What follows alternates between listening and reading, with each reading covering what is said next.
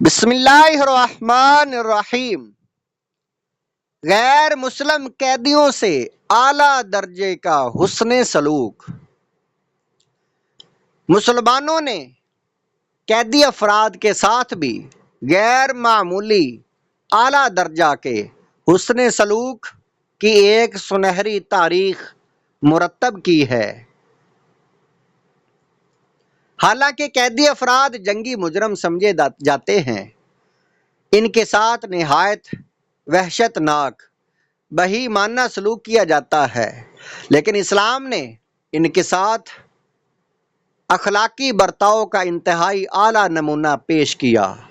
جنگ بدر کے قیدی جنہوں نے مسلمانوں کو اذیت پہنچانے میں کوئی کسر نہیں چھوڑی، حضور اکرم صلی اللہ تعالی علیہ وآلہ وسلم نے انہیں مختلف صحابہ اکرام پر تقسیم فرما دیا اور ان کے ساتھ حسن سلوک کا تاکیدی حکم فرمایا۔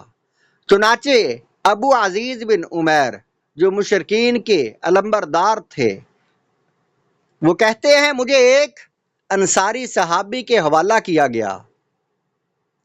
ان کا حال یہ تھا، صبح و شام مجھ کو روٹی کھلاتے اور خود کھجور پر اکتفا کرتے۔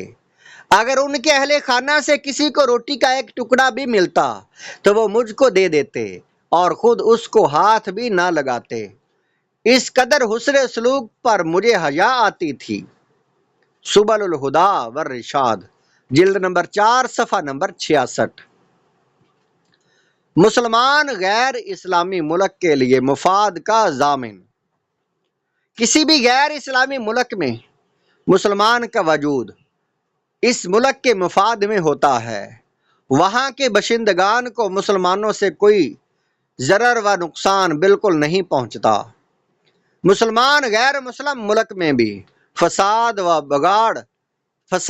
بگاڑ کی کوئی صورت ہونے نہیں دیتے، اس لیے کہ اللہ تعالیٰ نے تاکیدی حکم فرمایا ہے کہ مسلمان کا وجود ہی انسانیت کی صلاح و فلاح کے لیے ہے۔ قرآن پاک میں اللہ تعالیٰ کا حکم ہے، اخرجت للناس، یہ امت لوگوں کے فائدہ کے لیے لائی گئی ہے۔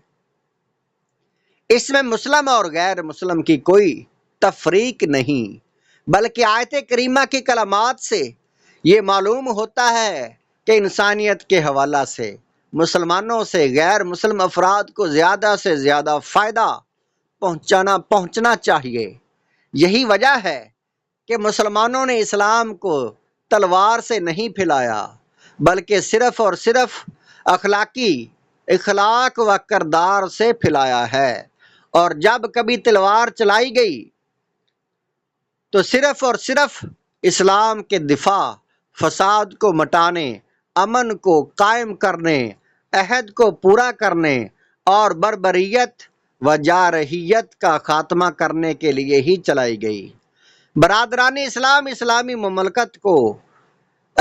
مملکت ہو یا جمہوری ملک، اس میں کسی غیر مسلم کا خون بہانا اور انہیں ناحق قتل کرنا تو کجا اسلام نے ان پر معمولی درجہ کے ظلم سے بھی روکا ہے۔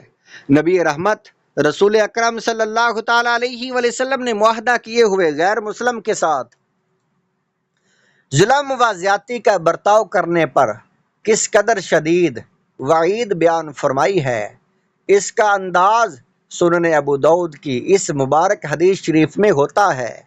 ارشاد فرمایا،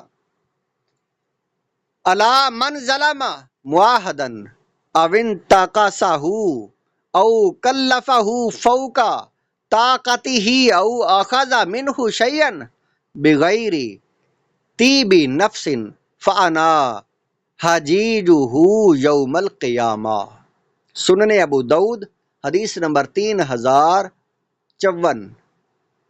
حضور علیہ السلام آپ نے ارشاد فرمایا، سنو، جس نے کسی اہل معاہدہ پر ظلم کیا یا اس کے حق میں کمی کی یا اس کی طاقت سے زیادہ کام لے کر اس پر بوجھ ڈالا یا اس کے رضا و رغبت کے بغیر اس کی کوئی چیز لے لی، تو بروز قیامت میں اس کی طرف سے مقدمہ لڑوں گا۔